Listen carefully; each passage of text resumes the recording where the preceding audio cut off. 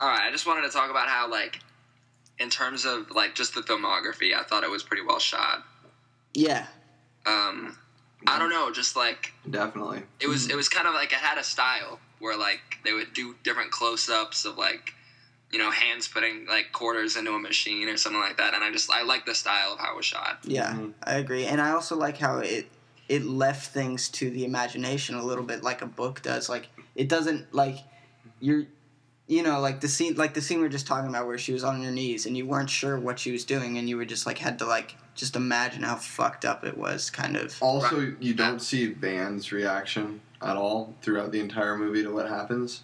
You don't see, like, anyone, like, that was fully involved in that, like, you know, the chick's fiance, like, you don't see his reaction. You don't see how their relationship, like, continues after this event. You don't see how any of the characters' relationships really continue. Yeah. You get a very brief closure to the entire story. It's about, actually, if I remember looking at the time correctly, there's about only, after the main climax of the movie, there's about only, like...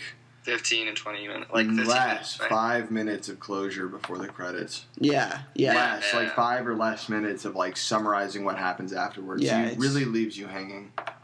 Well, and I like the ending, how, like, they've made the manager, like, just seem, I don't know, kind of like, I mean, I don't know what they were doing with the ending. That last scene, that last scene where she's talking, where she's getting blamed for whichever, not to spoil the movie or anything, and she's just so passive, really summarized the entire attitude of, like, that person that they were trying to, like, exemplify in the entire movie, of this person that's just, like, such in a dream world that they are not even available to be there to understand what's even happening to them in that very second. Like, this is, like, how much they messed up. Like, it just, like, at the end, that entire last statement that she does summarizes what I thought the message of the movie was, which was that, like, these people are just living in, like, a really, like they're really detached from what's going on. Yeah. Right. And, yeah, I mean, I think that she was kind of just, like, you know, trying to make small talk and sort of, like, kind of please, like, the guy who she was interviewing, because she just wanted to please the officer and, like, comply with what he was doing, which Exactly. Yeah. It was a similar voice to how she was talking to the officer. Yeah. But... Okay. Rating. Reviews. Okay. Michael, you want to... Yeah. This one? I was thinking I was going to give it, like, maybe a 5.5 out of 10. But, like, now that we talk about it, I kind of like it more. Like, I remember it as more of an intense, like, just somber movie. Like... Yeah, I mean, you got to think about it. It's a movie that makes you think. Yeah, exactly. So I'm going to give it and it's a movie where you need to be focused, you know, to watch it. You have to be invested. So I'm going to give it a 7.5 out of 10, which is a good time. So I think people should, like, see it in theaters if they want. All right. Yeah.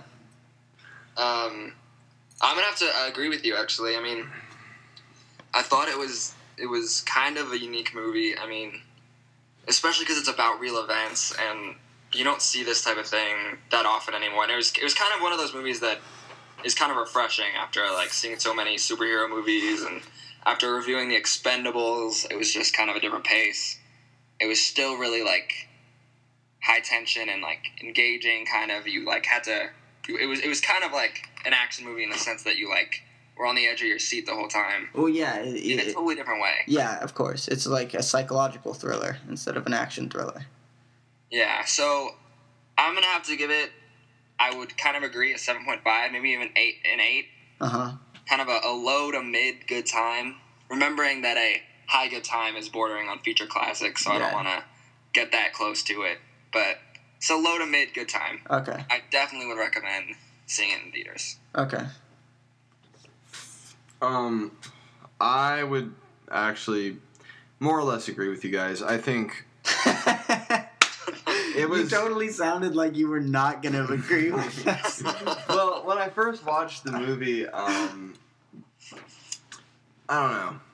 It was a weird morning for me already, and I watched the movie in the morning. Whenever you watch a movie in the morning, you really focus on it a lot, I find out. Like, when you're watching it kind of later at night or after you've kind of gone through the day, you kind of, like, I don't know, you kind of get a little bit, you know, more... zoomed out perspective of the movie. But the first thing in the morning, like, I was really thinking about the movie a lot and maybe overthinking the movie. So walking away from that movie and going throughout my day, I was kind of disgusted and just, I don't know, really not down with it at all. But throughout thinking about it for the past couple days, I actually totally am at a 7.5 to 8 range with you guys on this movie. So a good time. Yeah, I guess this movie's a pretty good time. Yeah, it's a great time. It's a fun time, really. It's a good time to have. Oh, dude, it's a chill time. Really, just you sit can back. just like sit back, crack a couple brews, watch this movie, and feel terrible about the human race for a couple of hours. I don't know, it's cool. But yeah, so I definitely give it a I don't know, probably like 7.5, not an 8, I don't think, because like it's a pretty good time, I guess. All right. All right. So that sums up our review.